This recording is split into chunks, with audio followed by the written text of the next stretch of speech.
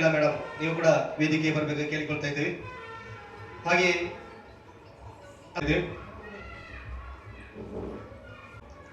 ಎಲ್ಲರಿಗೂ ವೇದಿಕೆಯನ್ನು ಅಲಂಕರಿಸಿರುವಂತಹ ಎಲ್ಲರಿಗೂ ಆತ್ಮೀಯ ವದಾರ್ಥನೆಯನ್ನು ನೆರವೇರಿಸಿ ಕೊಡ್ಲಿಕ್ಕಿದ್ದಾರೆ. ಹೇ ಭಾರತ ಭಾಗ್ಯ ವಿಧಾತ, ಜಯ ಹೇ ಸಂವಿಧಾನ ಪಿತಾ, ಪ್ರಬುದ್ಧ ಭಾರತ ನೀ ಆಶಿಸುತ್ತ ಬಯಸಿದೆ ಎಲ್ಲ ಜನಹಿತ.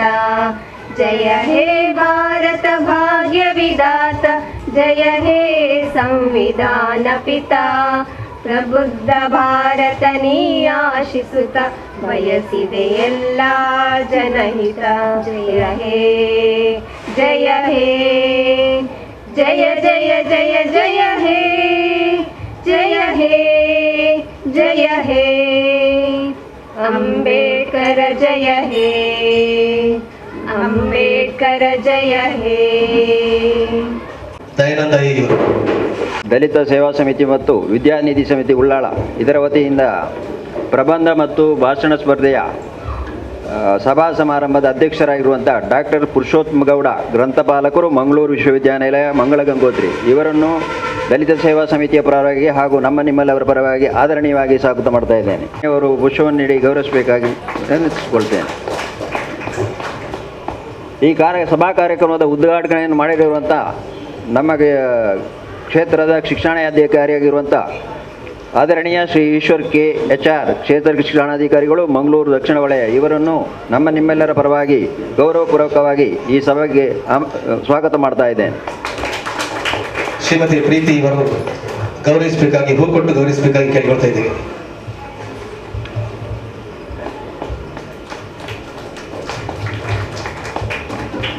ಈ ಸಭೆಯಲ್ಲಿ ಉಪಸ್ಥಿತಿಯಲ್ಲಿರುವಂಥ ಶ್ರೀಮತಿ ವಿಶಾಲಾಕ್ಷಿ, ಅಧ್ಯಕ್ಷರು, ಗ್ರಾಮ ಪಂಚಾಯತ್ ಮುನ್ನೂರು ಇವರಿಗೆ ಗೌರವಪೂರ್ವಕವಾಗಿ ಸ್ವಾಗತ ಬಯಸ್ತಾ ಇದ್ದೇನೆ. ಇವರಿಗೆ ಶ್ರೀಮತಿ ಶ್ರುತಿ ಇವರು ಹೂವನ್ನು ಕೊಟ್ಟು ಗೌರವಿಸಬೇಕಾಗಿ ಕೇಳಿಕೊಳ್ತಾ ಇದ್ದೀವಿ.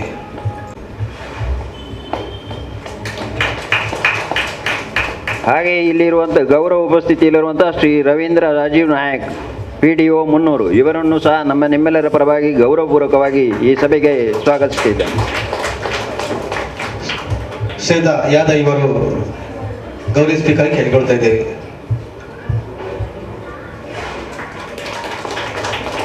ಈ ಸಭೆಯಲ್ಲಿ ಉಪಸ್ಥಿತಿರುವಂಥ ಶ್ರೀ ಉಸ್ಮಾನ್ ಫಯಾಜ್, ಅಧ್ಯಕ್ಷರು, SDMC ಮುನ್ನೂರು ಶಾಲೆ ಇವರನ್ನು ಸಹ ನಿಮ್ಮೆಲ್ಲರ ಪರವಾಗಿ ಗೌರವಪೂರ್ವಕವಾಗಿ ಸ್ವಾಗತಿಸ್ತಾ ಇದ್ದೇನೆ. ಶ್ರೀಮತಿ ಉಮಾ ಮೇಡಮ್ ಅವರು ಹೂ ಕೊಟ್ಟು ಗೌರವಿಸಬೇಕಾಗಿ ಕೇಳಿಕೊಳ್ತಾ ಇದ್ದೇನೆ.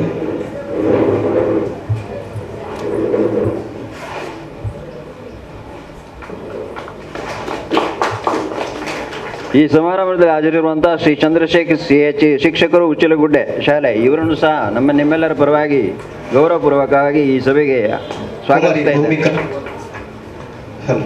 ಭೂಮಿಕಾ ಇವರು ಗೌರವಿಸಬೇಕಾಗಿ ಕೇಳಿಕೊಳ್ತಾ ಇದ್ದೇನೆ.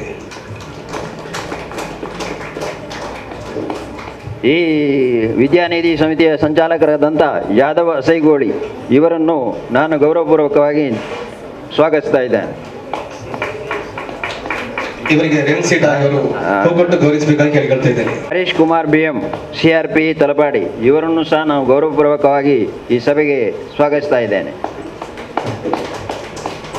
CRP ಗೀತಾ ಸಲ್ದಾನ, ಹಾಗೆ ಇನ್ನೋರ್ವ CRP ಆದಂಥ ಗೀತಾ ಸಲ್ದಾನ ಅವರನ್ನು ಸಹ ಈ ಸಭೆಗೆ ಗೌರವಪೂರ್ವಕವಾಗಿ ಸ್ವಾಗತಿಸ್ತಾ ಇದ್ದೇನೆ.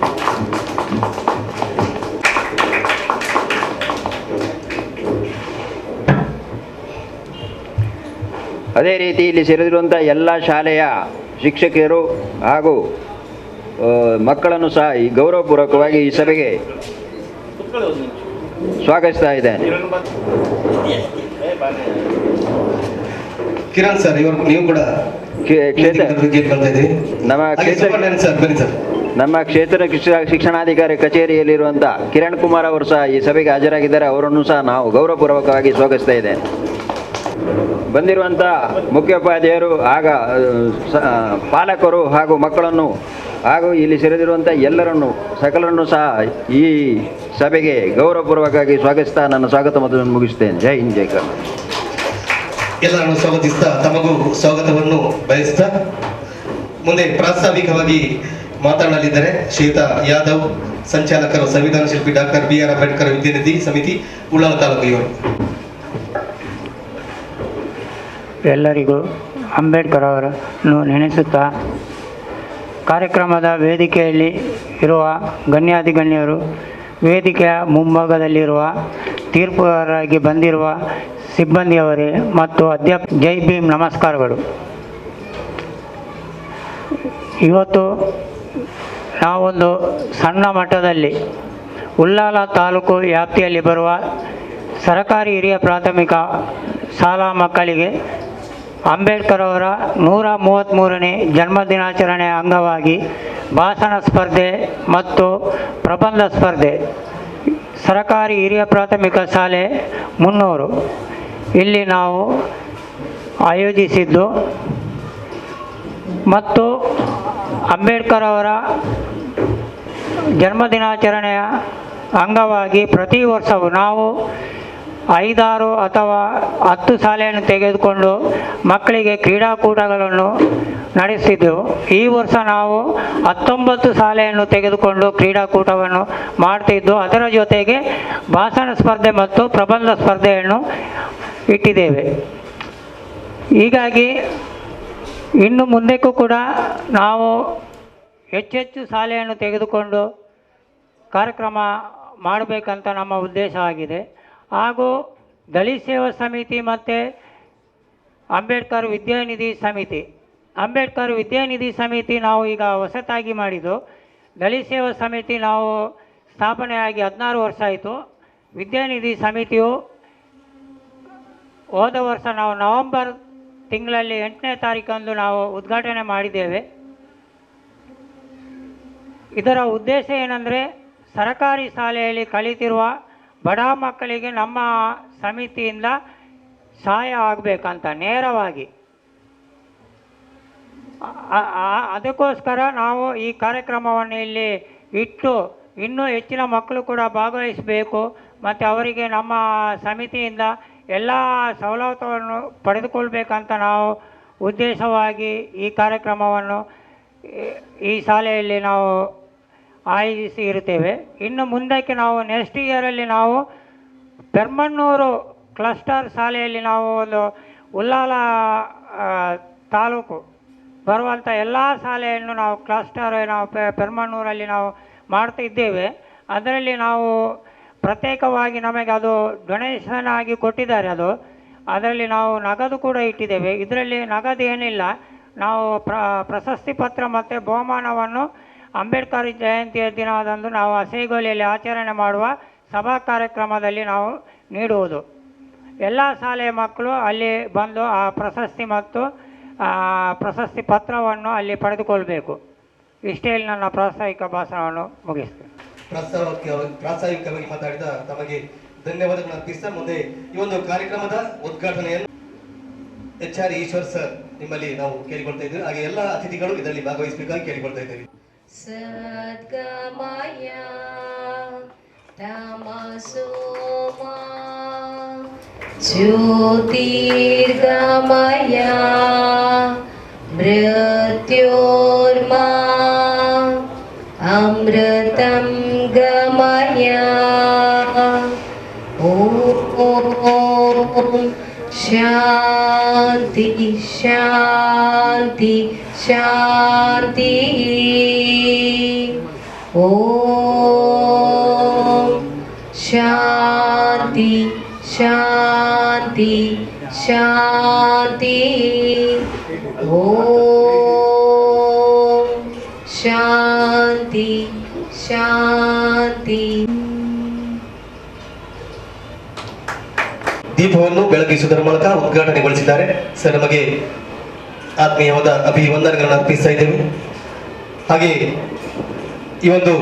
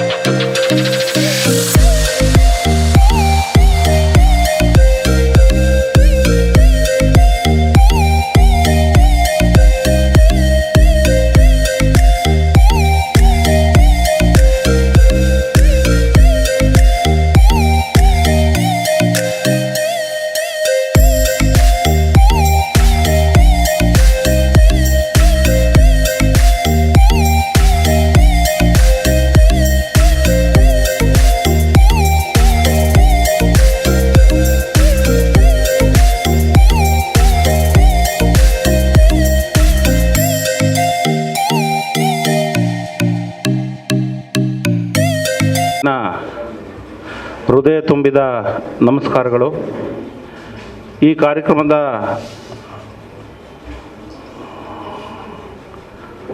ಆಯೋಜನೆಯನ್ನು ನನ್ನ ನೆಚ್ಚಿನ ಸಹೋದ್ಯೋಗಿ ಬಂಧುಗಳು ಮತ್ತು ಶಾಲಾ ಮಕ್ಕಳ ಮತ್ತು ಶಿಕ್ಷಕರ ಮೇಲೆ, ಮಕ್ಕಳ ಮೇಲೆ, ಇಲಾಖೆ ಮೇಲೆ ಅಪಾರ ಗೌರವವುಳ್ಳಂಥ ನಮ್ಮ ಯಾದವ್ ಅವರು ಕಾರ್ಯಕ್ರಮವನ್ನು ಚೆನ್ನಾಗಿ ಮಾಡಿದ್ದಾರೆ. ಅವರಿಗೆ, ಅವರ ತಂಡದವರಿಗೆ ಪ್ರಪ್ರಥಮವಾಗಿ ನಾನು ವೈಯಕ್ತಿಕವಾಗಿ ಅಭಿನಂದನೆಗಳನ್ನು ಸಲ್ಲಿಸ್ತೀನಿ.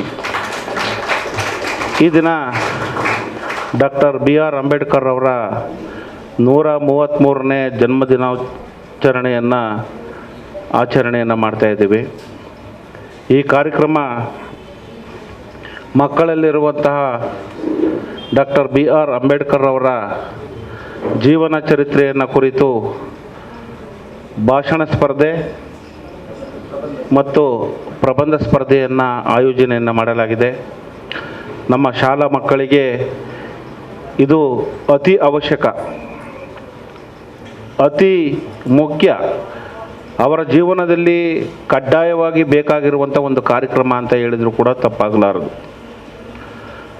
ಮಕ್ಕಳು, ಇವತ್ತಿನ ಮಕ್ಕಳೇ ಮುಂದಿನ ನಾಡಿನ ಪ್ರಜೆಗಳು, ದೇಶವನ್ನು ಮುನ್ನಡೆಸುವಂಥ ರೂವಾರಿಗಳಾಗಿದ್ದಾರೆ ಮಕ್ಕಳು. ಅವರಿಗೆ ಇವತ್ತಿನ ಪರಿಸ್ಥಿತಿಯಲ್ಲಿನ ಸಂವಿಧಾನದ ಅಪಾರವಾದ ಜ್ಞಾನವನ್ನು ತಿಳಿದುಕೊಳ್ಳಬೇಕೆಂಬ ಹಂಬಲ, ಆಸೆ ಅವರಿಗೆ ಇರಬೇಕು ಮಕ್ಕಳಿಗೆ. ಈ ದಿನ ಡಾಕ್ಟರ್ BR ಅಂಬೇಡ್ಕರ್ ಅವರು ಕಂಡಂಥ ಕನಸುಗಳು ಏನಿದೆಯಪ್ಪ ಅಂತಂತಂದರೆ, ಪ್ರತಿಯೊಬ್ಬರೂ ಕೂಡ ವಿದ್ಯಾವಂತರಾಗಬೇಕು, ಅವರಿಗೆ ಸಿಗಬೇಕಾಗಿರುವಂತಹ ಸವಲತ್ತುಗಳಿಗೆ ಹೋರಾಟವನ್ನು ಮಾಡಬೇಕು, ಸಂಘಟನೆಯನ್ನು ಮಾಡಬೇಕು ಎಂಬುದನ್ನು ನಾವು ಕಾಣ್ತೀವಿ. ಮೂಲ ತತ್ವವೇ ಅವರದು ಶಿಕ್ಷಣ, ಸಂಘಟನೆ, ಹೋರಾಟ. ತಮಗೆ ಏನು ಸವಲತ್ತುಗಳು ಬೇಕು ಆ ಸವಲತ್ತುಗಳನ್ನು ಸಿಗಲಿಕ್ಕೆ ಹೋರಾಟವನ್ನು ಮಾಡಬೇಕು. ಹಿಂದೆ ಒಂದು ಕಾಲದಲ್ಲಿ ಕೆಲವು ಜನರಿಗೆ ಮಾತ್ರ ಶಿಕ್ಷಣವನ್ನು ಕಲೀಲಿಕ್ಕೆ ಅವಕಾಶ ಇತ್ತು. ಆದರೆ ಹೆಣ್ಣು ಮಕ್ಕಳಿಗೆ ಶಿಕ್ಷಣವನ್ನು ಕಲಿಯುವಂಥ ಅವಕಾಶವೇ ಇರಲಿಲ್ಲ. ಇವತ್ತು ಏನು ಹೆಣ್ಣು ಮಕ್ಕಳು ನೀವು ಇಲ್ಲಿ ಕೂತಿದ್ದೀರಿ, ಬಾಬಾ ಸಾಹೇಬ್ರನ್ನ ನೀವು ಯಾವತ್ತೂ ನೆನ್ಕೋಬೇಕು. ನಿಮಗೆ ಪುರುಷರಿಗೆ ಸಮಾನವಾಗಿ ನಿಲ್ಲುವಂತಹ ಸ್ಥಾನಮಾನವನ್ನು ದೊರಕಿಸಿಕೊಟ್ಟವರು ಬಾಬಾ ಸಾಹೇಬ್ ಅಂಬೇಡ್ಕರ್ ಅವರು. ನಿಮಗೆ ಮತದಾನವನ್ನು ಮಾಡುವಂಥ ಹಕ್ಕಿರಲಿಲ್ಲ ಮಹಿಳೆಯರಿಗೆ, ಹೆಣ್ಣು ಮಕ್ಕಳಿಗೆ ವೋಟ್ ಹಾಕೋ ಪವರೇ ಇರಲಿಲ್ಲ. ಮತದಾನದ ಹಕ್ಕು ಕಡ್ಡಾಯವಾಗಿ ಮಹಿಳೆಯರಿಗೂ ಕೊಡಬೇಕು ಅಂತ ಮಾಡಿದವರು ಬಾಬಾ ಸಾಹೇಬ್ ಅಂಬೇಡ್ಕರ್ ಅವರು. ಪುರುಷರ ಥರ ಶಿಕ್ಷಣವನ್ನು ಸಿಗಬೇಕು ಅಂತ ಮಾಡಿದವರು ಬಾಬಾ ಸಾಹೇಬ್ ಅಂಬೇಡ್ಕರ್ ಅವರು.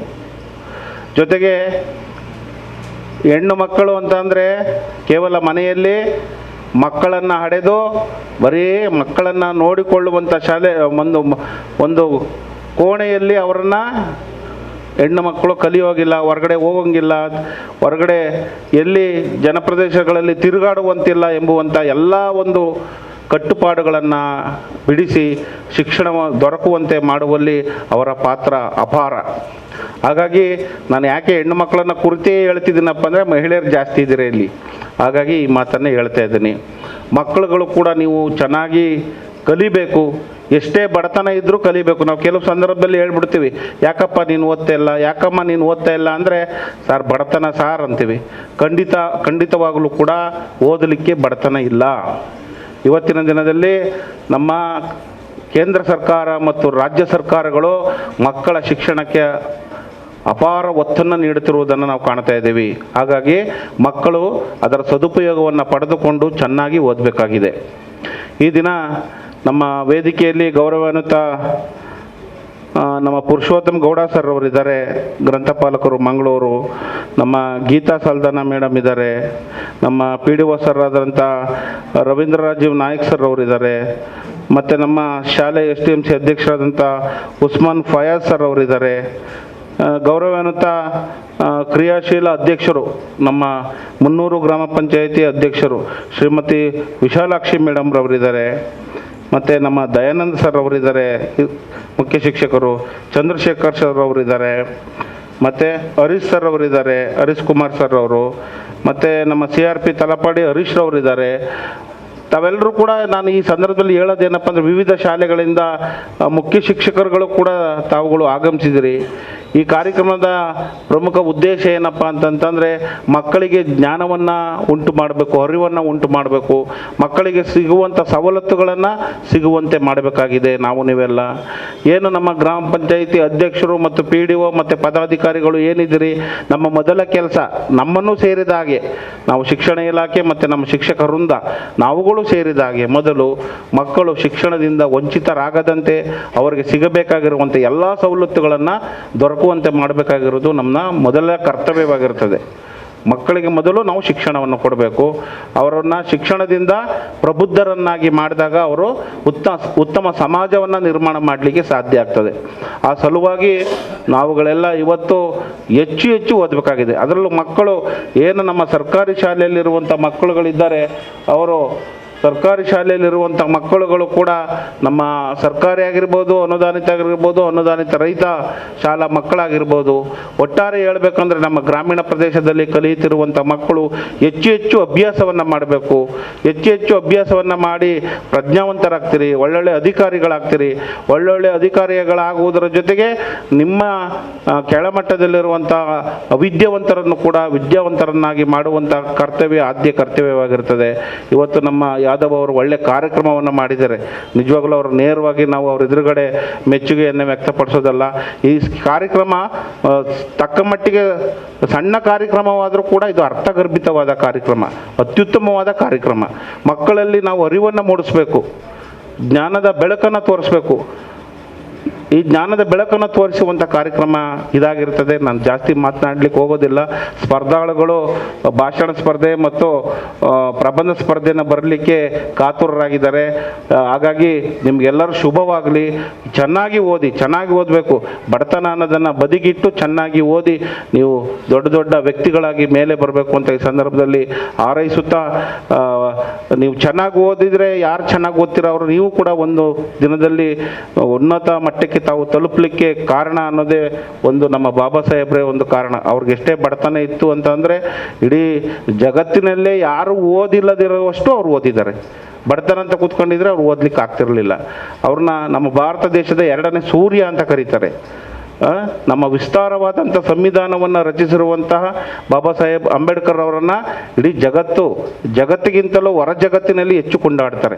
ಹಾಗಾಗಿ ತಾವುಗಳು ಚೆನ್ನಾಗಿ ಓದೋದ್ರಿಂದ, ತಾವುಗಳು ಪ್ರಜ್ಞಾವಂತರಾಗೋದ್ರಿಂದ ಹೆಚ್ಚು ಅರಿವನ್ನು ಪಡೆದುಕೊಳ್ತೀರಾ. ಒಳ್ಳೆಯದಾಗಲಿ ಅಂತ ಹೇಳ್ತಾ ಮಾತನಾಡಲಿಕ್ಕೆ ಅವಕಾಶ ಕೊಟ್ಟಂಥ ತಮಗೆಲ್ಲರಿಗೂ ವಂದಿಸುತ್ತಾ, ಈ ಕಾರ್ಯಕ್ರಮವನ್ನು ಆಯೋಜನೆಯನ್ನು ಮಾಡಿರುವಂಥ ನಮ್ಮ ಯಾದವ್ ಅವರು, ಅವ್ರ ತಂಡದವರಿಗೆ ಭಗವಂತ ಒಳ್ಳೇದು ಮಾಡಲಿ ಅಂತ ಹೇಳ್ತಾ ಮಾತನಾಡಲಿಕ್ಕೆ ಅವಕಾಶ ಕೊಟ್ಟಂಥ ತಮಗೆಲ್ಲರಿಗೂ ವಂದಿಸುತ್ತಾ ನನ್ನ ಮಾತನ್ನು ಮುಗಿಸ್ತೀನಿ.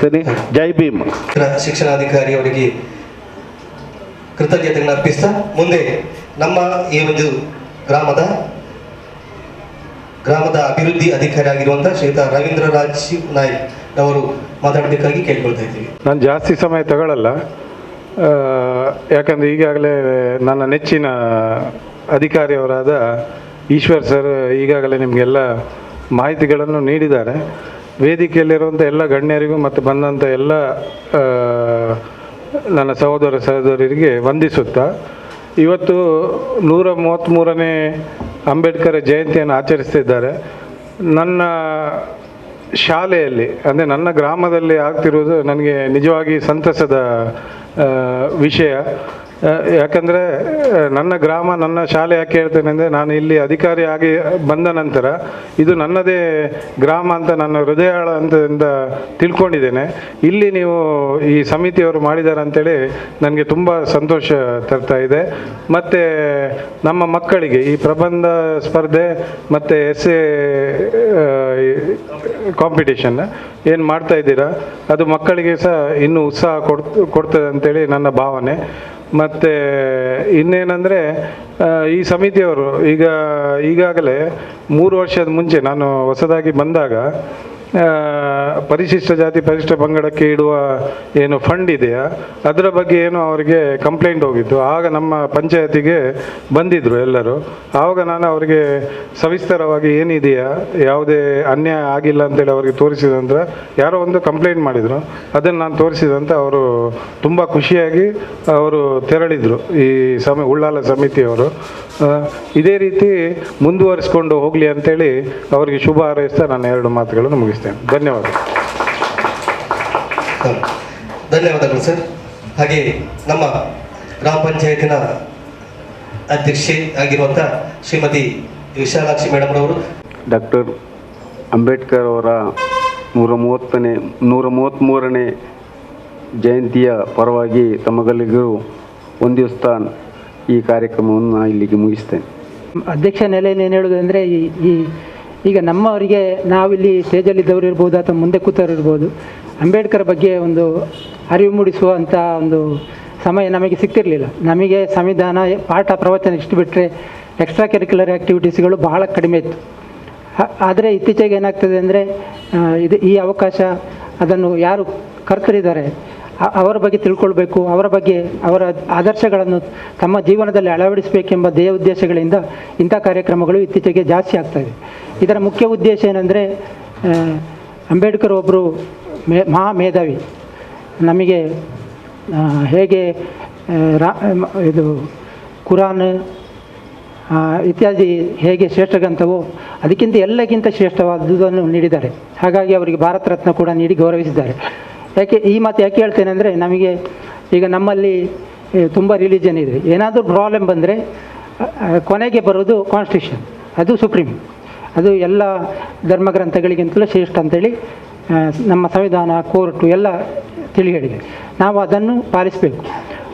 ಈ ಮಕ್ಕಳಿಗೆ ನಾವು ಏನು ಹೇಳೋದಂದರೆ, ನಮ್ಮ ಸಂವಿಧಾನ ನಮಗೆ 6 ಹಕ್ಕುಗಳನ್ನು ಕೊಟ್ಟಿದೆ, ಹಾಗೆ 11 ಕರ್ತವ್ಯಗಳನ್ನು ಕೂಡ ಡಿಫೈನ್ ಮಾಡಿದೆ.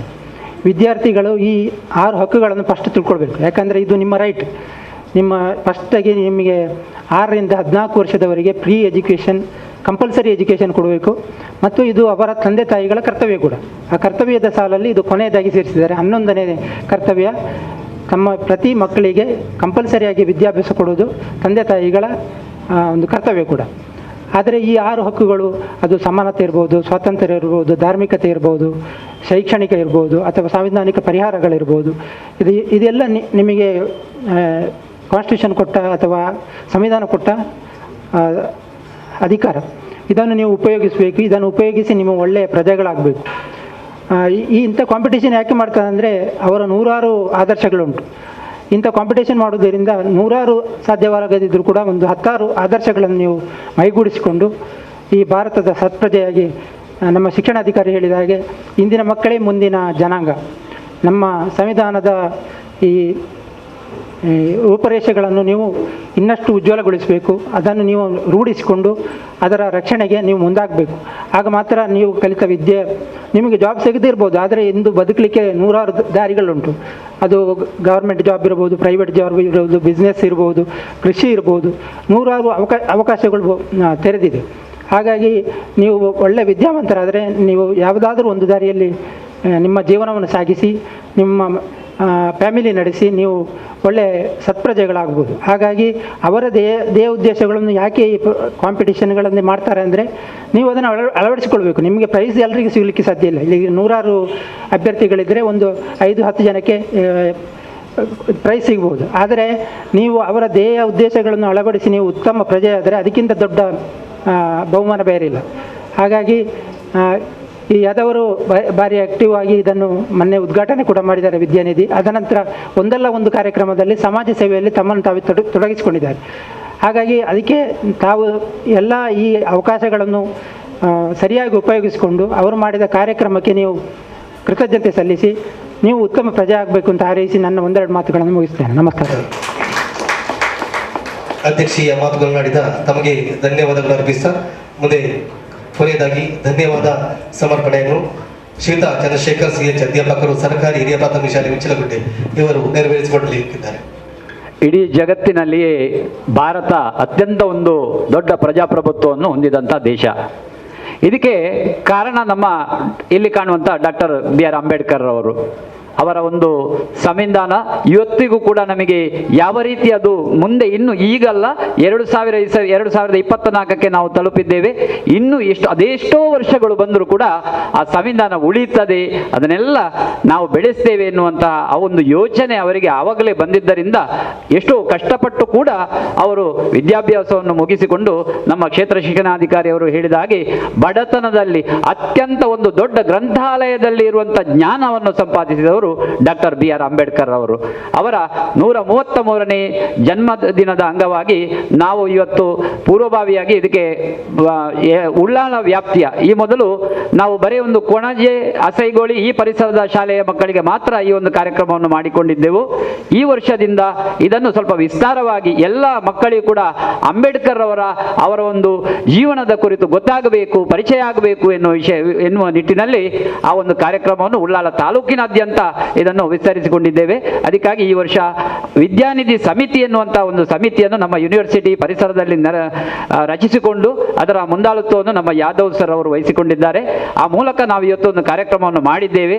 ಈ ಒಂದು ಕಾರ್ಯಕ್ರಮದ ವೇದಿಕೆಯಲ್ಲಿ ಆಸೀನರಾಗಿರುವಂತಹ ಇವತ್ತಿನ ಈ ಕಾರ್ಯಕ್ರಮದ ಅಧ್ಯಕ್ಷತೆಯನ್ನು ವಹಿಸಿಕೊಂಡಿರುವಂತಹ ಡಾಕ್ಟರ್ ಪುರುಷೋತ್ತಮ್ ಸರ್ ಗ್ರಂಥಪಾಲಕರು ಮಂಗಳೂರು ವಿಶ್ವವಿದ್ಯಾನಿಲಯ, ಇವರಿಗೆ ನಾನು ಎಲ್ಲರ ಪರವಾಗಿ ತುಂಬ ಹೃದಯದ ಅಭಿನಂದನೆಗಳನ್ನು ಸಲ್ಲಿಸ್ತಾ ಇದ್ದೇನೆ.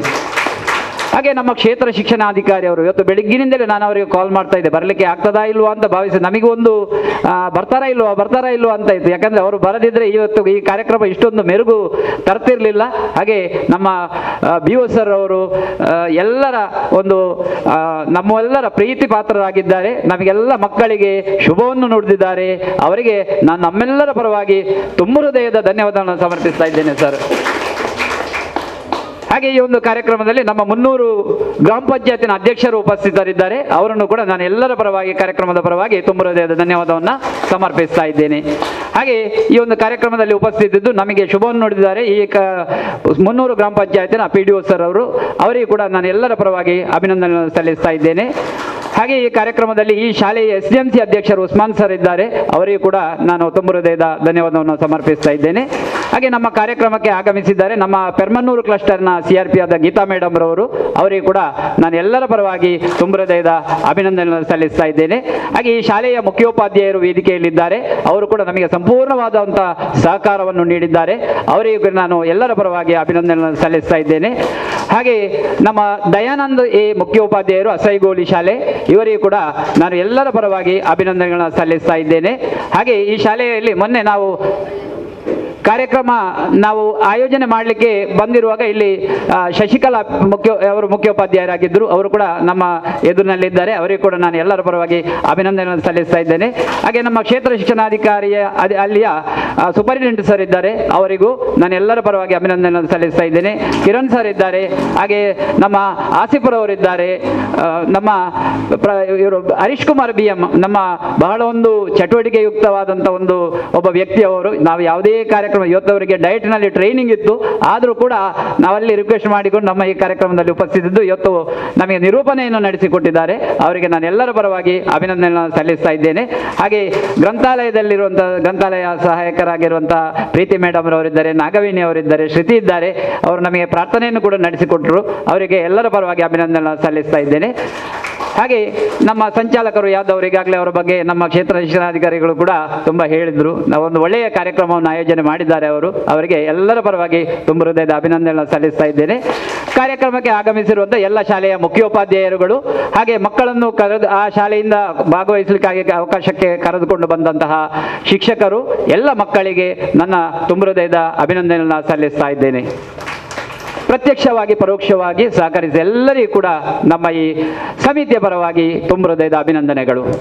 ವೇದಿಕೆ ಮುಂದೆ ನೆರೆದಿರುವ ಅಧ್ಯಾಪಕರೇ, ತೀರ್ಪುಗಾರರೇ ಹಾಗೂ ನನ್ನ ಸಹಪಾಠಿಗಳೇ, ನಿಮಗೆಲ್ಲರಿಗೂ ಶುಭ ಮಧ್ಯಾಹ್ನದ ಶುಭ ನಮನಗಳು. ನಮ್ಮ ದೇಶದ ಸಂವಿಧಾನ ಶಿಲ್ಪಿ ಎಂದು ಕರೆಯುವ ಡಾಕ್ಟರ್ BR ಅಂಬೇಡ್ಕರ್ ಅವರ ಬಗ್ಗೆ ಒಂದೆರಡು ಮಾತುಗಳು. ಡಾಕ್ಟರ್ BR ಅಂಬೇಡ್ಕರ್ ಅವರು 1891 ಮಧ್ಯಪ್ರದೇಶದ ಮಾಹೋ ಎಂಬ ಮಿಲಿಟರಿ ಕ್ಯಾಂಪ್ನಲ್ಲಿ ಹುಟ್ಟಿದರು. ಇವರು ಮೂಲತಃ ರತ್ನಗಿರಿ ಜಿಲ್ಲೆಯ ಖೇಡಾ ತಾಲೂಕಿನ ತಾಲೂಕಿನ ಅಂಬೇವಾಡ ಗ್ರಾಮದವರು. ಇವರು ಮಹಾರ ಜಾತಿಯಲ್ಲಿ ಹುಟ್ಟಿದರು. ಈ ಜಾತಿನವರು ಹೆಚ್ಚಿನ ಜನ ಬ್ರಿಟಿಷ್ ಸರ್ಕಾರದ ಮಿಲಿಟರಿ ಸೇವೆಯಲ್ಲಿ ನಿವೃತ್ತಿಗಾಗಿ ಉದ್ಯೋಗಕ್ಕಾಗಿ ಸೇರುತ್ತಿದ್ದರು. ಇವರ ತಂದೆ ರಾಮ್ಜಿ ಸಕ್ಪಾಲ್, ತಾಯಿ ಭೀಮಬಾಯಿ ಇಬ್ಬರು ಕಷ್ಟ ಸಹಿಷ್ಣುಗಳಾದ ಸತಿಪತಿಗಳಾಗಿದ್ದರು. ಇವರಿಗೆ 14 ಮಕ್ಕಳು ಹುಟ್ಟಿದ್ದರು. ಈ 14ನೇ ಮಗುವೆ ಅಂಬೇಡ್ಕರ್. ಅಂಬೇಡ್ಕರ್ ಅವರ ಮೊದಲ ಹೆಸರು ಭೀಮರಾವ್ ಆಗಿತ್ತು. ಇವರು 14 ವರ್ಷಗಳವರೆಗೆ ಮಿಲಿಟರಿ ಶಾಲೆಯಲ್ಲಿ ಮುಖ್ಯೋಪಾಧ್ಯಾಯರಾಗಿ ಸೇವೆ ಸಲ್ಲಿಸುತ್ತಿದ್ದರು. ಇವರು ಮರಾಠಿ, ಹಿಂದಿ ಭಾಷೆಯಲ್ಲಿ ಪ್ರಬುದ್ಧ ಜ್ಞಾನ ಹೊಂದಿದ್ದರು. ಜೊತೆಗೆ ಆಂಗ್ಲ ಭಾಷೆಯಲ್ಲಿ ಬಲ್ಲವರಾಗಿದ್ದರು. ಮಕ್ಕಳಲ್ಲಿ ದೇಶಭಕ್ತಿ, ಜ್ಞಾನ ಮತ್ತು ಧರ್ಮದ ಬಗ್ಗೆ ತಿಳಿ ಹೇಳಿಕೊಡುವಲ್ಲಿ ಸಫಲರಾಗಿದ್ದರು. ಮುಂದೆ ಭೀಮರಾವ್ರವರು ಉತ್ತಮ ಸಂಸ್ಕೃತಿ ಹೊಂದಲು ತಂದೆಯವರು ಹೇಳಿಕೊಟ್ಟ ನೀತಿಪಾಠ ಸಹಾಯಕವಾಯಿತು. ಇವರು ಕಬೀರ ಪಂಥಗಳು, ಕಬೀರ ದೋಹೆಗಳು, ರಾಮಾಯಣ, ಮಹಾಭಾರತಗಳನ್ನು ಮಕ್ಕಳಿಗೆ ಮುಂಜಾನೆ ಮತ್ತು ಸಾಯಂಕಾಲ ಹೇಳಿಕೊಡುತ್ತಿದ್ದರು. Doctor B R. ಅಂಬೇಡ್ಕರ್ ಅವರು ತೃಪ್ತಿಪಡಿಸಲಾಗದ ಓದುಗಾರರಾಗಿದ್ದರು. ಆದ್ದರಿಂದ ಇವರನ್ನು ಇಂಗ್ಲಿಷ್ನಲ್ಲಿ ವರೇಷಿಯಸ್ ರೀಡರ್ ಎಂದು ಕರೆಯುತ್ತಾರೆ. ಇವರಿಗೆ ಬಾಲ್ಯದಲ್ಲೇ ನೀಡುತ್ತಿದ್ದ ಹಣವನ್ನು ಮೊಟಕುಗೊಳಿಸಿ ಆ ಹಣದಿಂದ ಪುಸ್ತಕಗಳನ್ನು ಕೊಂಡುಕೊಳ್ಳುತ್ತಿದ್ದರು. ಇವರು ಯಾವುದೇ ದೇಶಕ್ಕೋದರೂ ಪುಸ್ತಕಗಳನ್ನು ಕೊಂಡುಕೊಳ್ಳುತ್ತಿದ್ದರು. ಲಂಡನ್ನಲ್ಲಿ ನಡೆದ 2ನೇ ದುಂಡು ಮೇಜಿನ ಸಭೆಯಲ್ಲಿ ಪಾಲ್ಗೊಂಡಾಗ ಸಾಕಷ್ಟು ಪುಸ್ತಕಗಳನ್ನು ಕೊಂಡುಕೊಂಡರು. ಭಾರತಕ್ಕೆ ವಾಪಸ್ಸಾದಾಗ 32 ಪುಸ್ತಕಗಳನ್ನು ಕೊಂಡುಕೊಂಡರು. ಇವರ ಮೇಲೆ ಪ್ರಭಾವ ಬೀರಿದ ಅಂಶಗಳೆಂದರೆ ಅಮೆರಿಕ ಸಂವಿಧಾನ, ಅಮೆರಿಕದಲ್ಲಿರುವ ಕರಿಯರು ಬಿಳಿಯರು ಎನ್ನುವ ತಾರತಮ್ಯ 14ನೇ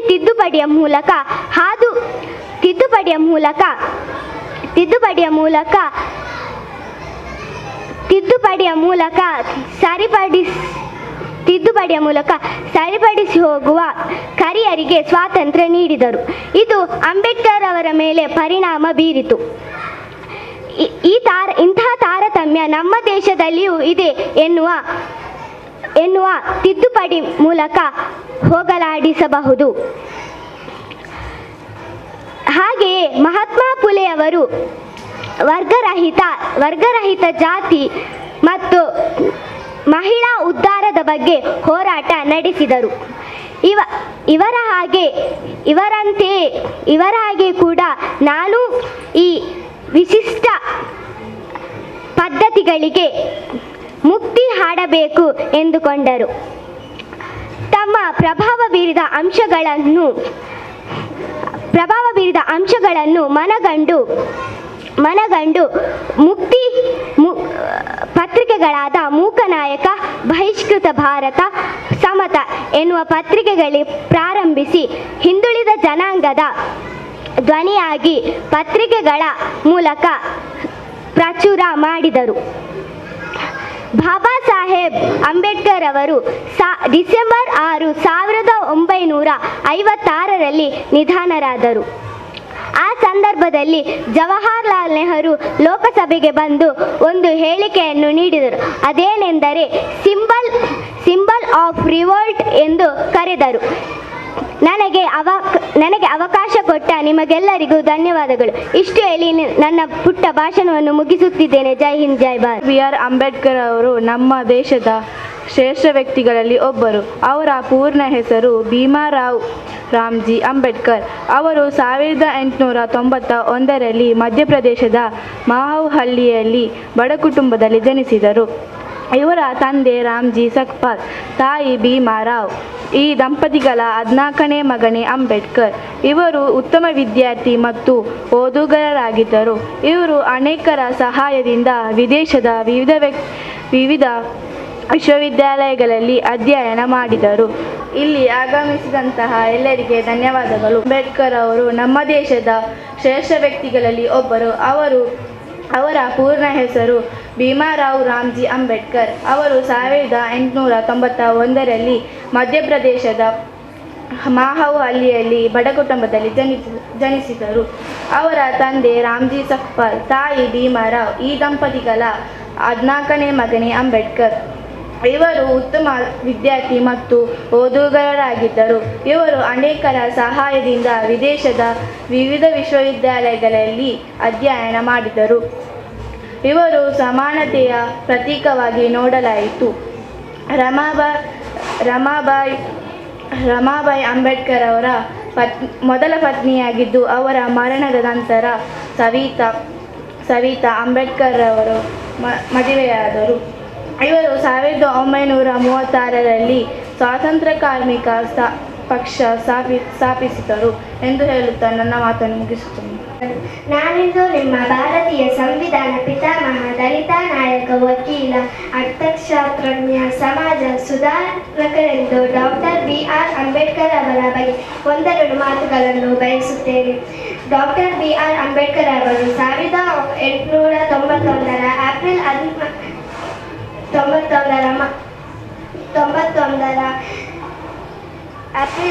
14ರಂದು ರಾಮ್ಜಿ ಹಾಗೂ ಭೀಮಬಾಯಿರವರ ಮಗನಾಗಿ ಜನಿಸಿದರು. ಇವರ ಪೂರ್ಣ ಹೆಸರು ದಾದಾ ಸಾಹೇಬ್ ಭೀಮರಾವ್ ರಾಮ್ಜಿ ಅಂಬೇಡ್ಕರ್. ರಾಮ್ಜಿ ಬಹಳ ಬಡತನದಲ್ಲಿದ್ದರು. ಮಗನನ್ನು ಓದಿಸಿದರು. ಅಂಬೇಡ್ಕರ್ ಅವರಿಗೆ ಬಡತನ, ಅಸ್ಪೃಶ್ಯತೆ ಮುಂತಾದ ಅನನುಕೂಲಗಳಿದ್ದವು. ಇವೆಲ್ಲವನ್ನು ಅಧಿಗಮಿಸಿ ಶಿಕ್ಷಣದಲ್ಲಿ ಉತ್ತುಂಗಕ್ಕೇರುವ ತನ್ನ ದಿಟ್ಟ ಹೆಜ್ಜೆಯಿಂದ ಹಿಂಜರಿಯಲಿಲ್ಲ. ಅಂತಹ ವ್ಯಕ್ತಿ ಇಡೀ ದೇಶವೇ ಕೈಮುಗಿದು ನಮಸ್ಕರಿಸುವಂತಹ ಸಂವಿಧಾನ ಎಂಬ ಅದ್ಭುತ ಪುಸ್ತಕವನ್ನು ಬರೆದಿದ್ದಾರೆ. ಬಾಲ್ಯದಿಂದಲೇ ಬಡತನ, ಅಸ್ಪೃಶ್ಯತೆ, ಅಸಮಾನತೆ, ಅಪಮಾನಗಳಿಂದಲೇ ರೋಸಿ ಹೋಗಿದ್ದ ಅಂಬೇಡ್ಕರ್ ಅವರ ಅಂತರಂಗದಲ್ಲಿ ಅಗ್ನಿ ಪರ್ವತ ಜ್ವಾಲೆ ಹತ್ತಿ ಉರಿಯುತ್ತಿದೆ. ಎಲ್ಲರಿಗೂ ಶುಭ ವಂದನೆಗಳು. ಇಂದು ನಾನು ಡಾಕ್ಟರ್ BR ಅಂಬೇಡ್ಕರ್ ಅವರ ಬಗ್ಗೆ ಒಂದೆರಡು ಮಾತನಾಡಲು ಇಚ್ಛಿಸುತ್ತೇನೆ. ಬಾಬಾ ಸಾಹೇಬ್ ಎಂದು ಜನಪ್ರಿಯವಾಗಿ ಕರೆಯಲ್ಪಡುವ ಡಾಕ್ಟರ್ BR ಅಂಬೇಡ್ಕರ್ ಇವರ ಪೂರ್ಣ ಹೆಸರು ಭೀಮರಾವ್ ಅಂಬೇಡ್ಕರ್. ಸಂವಿಧಾನ ರಚನಾ ಸಭೆಯ ಕರಡು ಸಮಿತಿಯ ಅಧ್ಯಕ್ಷರಾಗಿದ್ದರು. ಇವರು 1928 ಇವರು ಮಧ್ಯಪ್ರದೇಶದ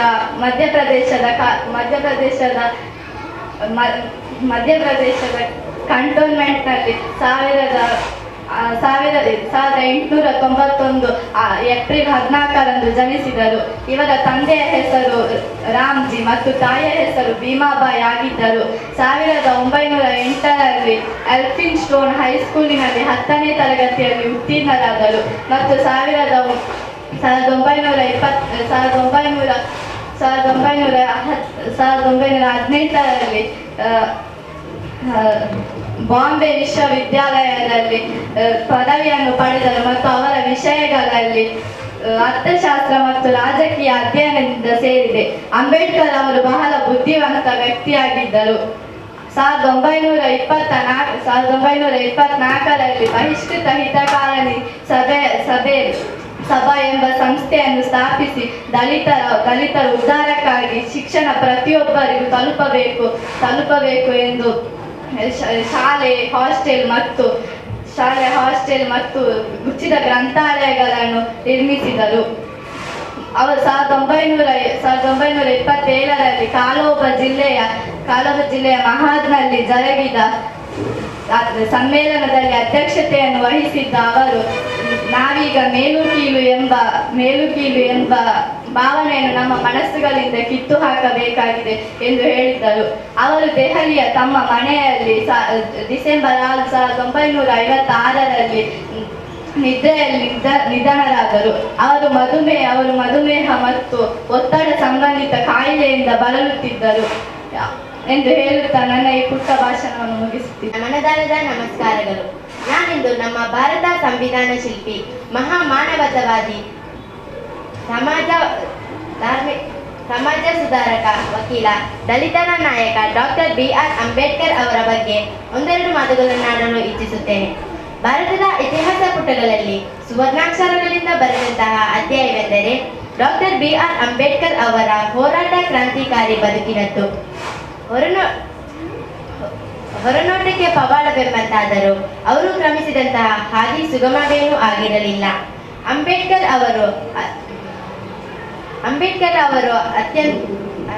ಅವರ ಬದುಕಿನಲ್ಲಿ ಅದೃಷ್ಟವಾಗಲಿ ಪವಾಡವಾಗಲಿ ನಡೆದೇ ಇರಲಿಲ್ಲ. ಅಂಬೇಡ್ಕರ್ ಅವರು ಅದೃಷ್ಟವನ್ನು ನಂಬಿದವರೇ ಅಲ್ಲ. ತಮ್ಮ ಬದುಕನ್ನು ಅವರು ಸತತ ಸಾಧನೆಯಿಂದ, ಪರಿಶ್ರಮದಿಂದ, ಛಲದಿಂದ ರೂಪಿಸಿಕೊಂಡಿದ್ದರು. ಕವಿ ಲಾಂಗ್ ಫೆಲೋಶಾ ಕವನದ ಕೆಲ ಸಾಲುಗಳನ್ನಿಲ್ಲಿ ದೃಷ್ಟಾಂತ ಕರೆಸಬಹುದಾದರೆ, The heights by great man reached and kept were not attained by a sudden flight, but they while their companions slept were following upward in the night. Doctor BR Ambedkar ಅವರ ಪೂರ್ಣ ಹೆಸರು ದಾದಾ ಸಾಹೇಬ್ ಭೀಮ್ರಾವ್ ರಾಮ್ಜಿ ಅಂಬೇಡ್ಕರ್. ಇವರು 1891 ಏಪ್ರಿಲ್ 14ರಂದು ರಾಮ್ಜಿ ಹಾಗೂ ಭೀಮಬಾಯಿ ಅವರ ಮಗನಾಗಿ ಜನಿಸಿದರು. ಇವರು ಅತ್ಯಂತ ಕಡು ಬಡತನ ಮತ್ತು ಅಸ್ಪೃಶ್ಯತೆಯ ಬೆಂಕಿಯ ಕುಲಿಮೆಯಲ್ಲಿ ಬೆಂದರೂ ಸಹ ಕಷ್ಟಗಳಿಗೆ ಬಾಗದೆ ಶ್ರದ್ಧೆಯಿಂದ ವಿದ್ಯಾಭ್ಯಾಸ ಮಾಡಿ ಪ್ರಪಂಚದಲ್ಲಿ ಅತಿ ಹೆಚ್ಚು ಡಿಗ್ರಿಗಳನ್ನು ಪಡೆದಿರುವ ವಿಶ್ವದ ಮೊದಲ ವ್ಯಕ್ತಿ. ವಿದೇಶದಲ್ಲಿ PhD ಮುಗಿಸಿ ಡಾಕ್ಟರೇಟ್ ಪಡೆದಿರುವ ಮೊದಲ ಭಾರತೀಯ. ಭಾರತದಲ್ಲಿ ಸಂವಿಧಾನ ರಚಿಸಿ ಕೋಟ್ಯಾಂತರ ಜನರ ಹಣೆಬರಹವನ್ನೇ ಬದಲಾಯಿಸಿದ ಮಹಾಶಿಲ್ಪಿ. ಅಂಬೇಡ್ಕರ್ ಅವರ ಜೀವನ ಸ್ಫೂರ್ತಿ, ಆದರ್ಶ ಮತ್ತು ದೊಡ್ಡ ಸಂದೇಶ. ವೇದೋಪನಿಷತ್ ಕಾಲದಿಂದಲೂ ನಿರಂತರವಾಗಿ ಪೋಷಿಸಿಕೊಂಡು ಬಂದ ವರ್ಣಾಶ್ರಮವೆಂಬ ಪಿಡುಗಿನ ಕಂದಾಚಾರಕ್ಕೆ ಸಿಲುಕಿ ಸಾಮಾಜಿಕವಾಗಿ, ಆರ್ಥಿಕವಾಗಿ ವೇದೋಪನಿಷತ್ ಕಾಲದಿಂದಲೂ ನಿರಂತರವಾಗಿ ಪೋಷಿಸಿಕೊಂಡು ಬಂದ ವರ್ಣಾಶ್ರಮವೆಂಬ ಪಿಡುಗಿನ ಕಂದಾಚಾರಕ್ಕೆ ಸಿಲುಕಿ ಸಾಮಾಜಿಕವಾಗಿ, ಆರ್ಥಿಕವಾಗಿ, ಧಾರ್ಮಿಕವಾಗಿ ಕಂದಾಚಾರಕ್ಕೆ ಶೋಷಣೆಗೆ ಒಳಪಟ್ಟ ಅಸಹಾಯಕರ, ದೀನದಲಿತರ ಒಕ್ಕೊರಲಿನ ದನಿಯಾಗಿ ನಿಂತವರು ಹಾಗೂ ಸರ್ವರ ಬಾಳಿಗೆ ಬೆಳಕಾದವರು ಅಂಬೇಡ್ಕರ್ ಅವರು ಅವರೊಬ್ಬ ಶತಮಾನವನ್ನು ಕಂಡಂತಹ ಸರ್ವಶ್ರೇಷ್ಠ ನಾಯಕ. ವಿದೇಶದಲ್ಲಿ ಉನ್ನತ ವ್ಯಾಸಂಗ ಮಾಡಿ ಬಂದು ತಾಯ್ನಾಡಿನ ಋಣ ತೀರಿಸಲು ನಿರಂತರ ಹಗಲು ರಾತ್ರಿ ಎನ್ನದೆ ಶ್ರಮಿಸಿದವರು. ಇವರನ್ನು ಕುರಿತು ಹೇಳುವುದಾದರೆ ಇವರು ಸುಜ್ಞಾನಿಯೂ ಹೌದು, ವಿಜ್ಞಾನಿಯೂ ಹೌದು. ಅಪಾರ ಪಾಂಡಿತ್ಯ ಪಡೆದು ಪ್ರಾಮಾಣಿಕತೆ, ಸ್ವಾಭಿಮಾನ, ಸಂಚಾರಿತ್ಯ, ದೇಶಪ್ರೇಮಿ ಇವೆಲ್ಲವನ್ನು ಬೇರೇರಿಸಿಕೊಂಡು ಬಂದು ಅಪರೂಪದ ಮಾಣಿಕ್ಯ. ಈ ನೆಲದ ಪುಣ್ಯದ ಫಲವಾಗಿ ರೂಪುಗೊಂಡು ಬಂದವರು.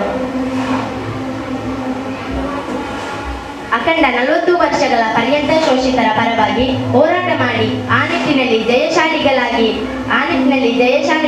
ಎಲ್ಲರಿಗೂ ಬಾಳು ಕೊಟ್ಟವರು.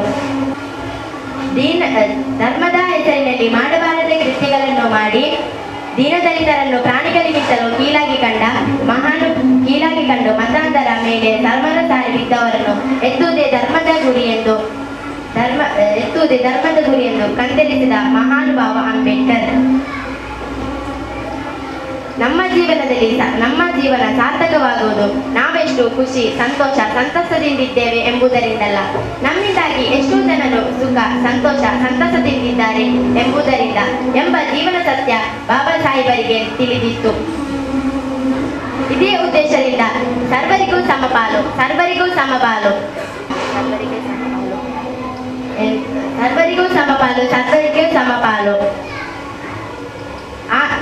ಸಮಾನತೆ, ಸ್ವಾತಂತ್ರ್ಯದ ಅಡಿಯಲ್ಲಿ ಜಗತ್ತಿಗೆ ಅತಿ ದೊಡ್ಡ ಸಂವಿಧಾನ ರಚಿಸಿ 1950 ಜನವರಿ 26ರಂದು ಭಾರತದಲ್ಲಿ ಜಾರಿಗೊಳಿಸಿದ ಮಹಾನ್ ಸಂವಿಧಾನ ಶಿಲ್ಪಿ ಅಂಬೇಡ್ಕರ್ ಅವರ ಜೀವನ ನಮ್ಮೆಲ್ಲರಿಗೂ ಸ್ಫೂರ್ತಿದಾಯಕ ಹಾಗೂ ದಾರಿದೀಪವಾಗಿದೆ ಎಂದು ಹೇಳುತ್ತಾ ನನ್ನ ಈ ಚಿಕ್ಕ ಭಾಷಣಕ್ಕೆ ಚುಕ್ಕೆನಿಟ್ಟು ನನ್ನ ಚೊಕ್ಕವಾದ ಸ್ಥಳವನ್ನು ಸೇರಿಕೊಳ್ಳುತ್ತಿದ್ದೇನೆ. ಧನ್ಯವಾದಗಳು. ಪ್ರತಿ ದೇಶದ ಮೊದಲ ಕಾನೂನಿನ ಸಚಿವರು ಡಾಕ್ಟರ್ BR ಅಂಬೇಡ್ಕರ್ ಅವರು. ಡಾಕ್ಟರ್ BR ಅಂಬೇಡ್ಕರ್ ಜಯಂತಿಯನ್ನು ಪ್ರತಿ ವರ್ಷ ಏಪ್ರಿಲ್ 14, 1891ರಂದು ಆಚರಿಸಲಾಗುತ್ತದೆ.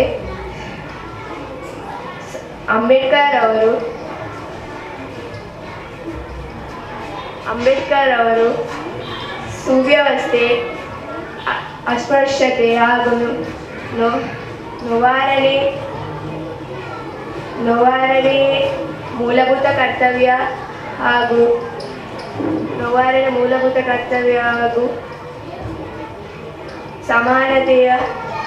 ಸಮಾನತೆಯನ್ನು ಮಾಡಿರುವರು. ಇವರು 1956 ಡಿಸೆಂಬರ್ 1956ರಂದು ಮರಣ ಹೊಂದಿದರು. 1990ರಲ್ಲಿ ಮರಣೋತ್ತರ ಭಾರತ ರತ್ನ ಪ್ರಶಸ್ತಿ ನೀಡಿ ಗೌರವಿಸಿದರು. ಇಷ್ಟು ಹೇಳಿದ ನನ್ನ ಪುಟ್ಟ ಭಾಷಣ ಮುಗಿಸ್ತೇನೆ. ಜೈ ಜಗತ್. ಆದವರು ಕ್ರಮ ಸಂಖ್ಯೆ 15. ಇಲ್ಲಿ ಆಗಮಿಸಿದ ಎಲ್ಲರಿಗೂ ಧನ್ಯವಾದಗಳು. ಎಲ್ಲರಿಗೂ ಶುಭೋದಯ. ಈ ಸಂದರ್ಭದಲ್ಲಿ ನಾನು ಡಾಕ್ಟರ್ BR ಅಂಬೇಡ್ಕರ್ ಅವರ ಬಗ್ಗೆ ಮಾತನಾಡಲು ಬಯಸುತ್ತೇನೆ. ಡಾಕ್ಟರ್ BR ಅಂಬೇಡ್ಕರ್ ಅವರು ಏಪ್ರಿಲ್ 14, 1891ರಲ್ಲಿ ಜನಿಸಿದರು. ಅವರ ಪೂರ್ಣ ಹೆಸರು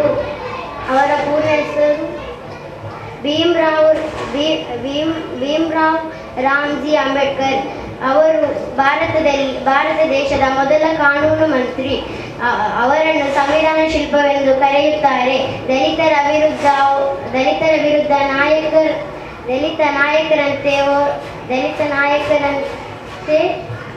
ನಾಯಕರಲ್ಲಿ ಪ್ರಶ್ನಿಸಿದರು.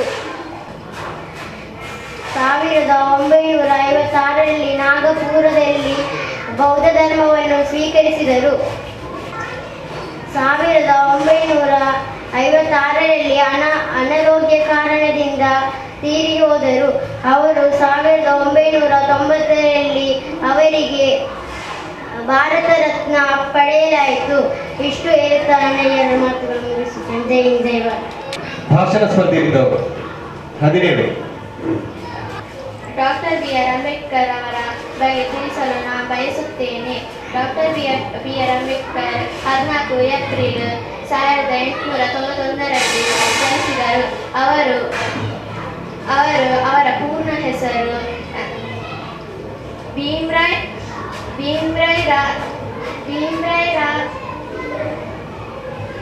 ಭೀಮ್ರಾಯ್ ಅಂಬೇಡ್ಕರ್.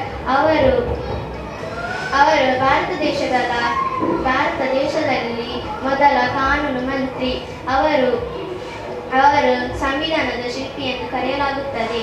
ಅವರು 1996ರಲ್ಲಿ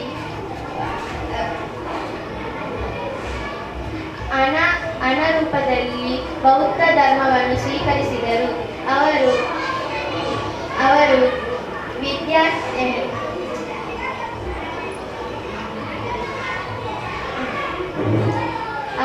ಜಾತಿ ಮತ ವಿರುದ್ಧ ಹೋರಾಟವರು.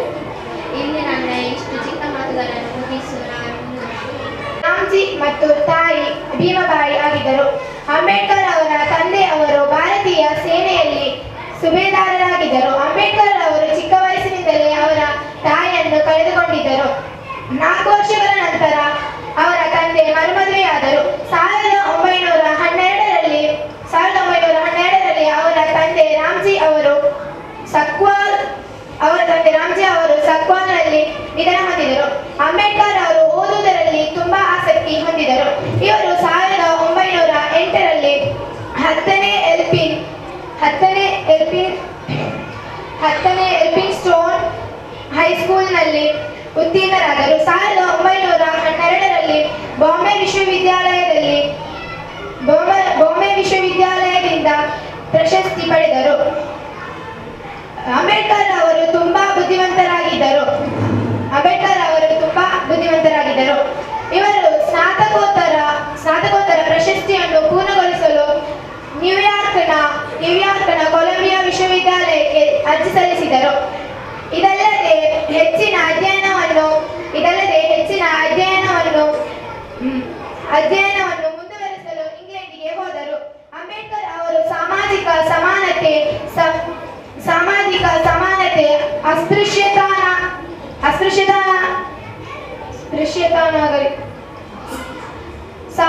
ಇವರು ಭಾರತದ ಸಂವಿಧಾನವನ್ನು ರಚಿಸಿದ್ದಾರೆ. ಆದ್ದರಿಂದ ಇವರನ್ನು ಸಂವಿಧಾನದ ಶಿಲ್ಪಿ ಡಾಕ್ಟರ್ BR ಅಂಬೇಡ್ಕರ್ ಎಂದು ಕರೆಯುತ್ತಾರೆ. ದಲಿತ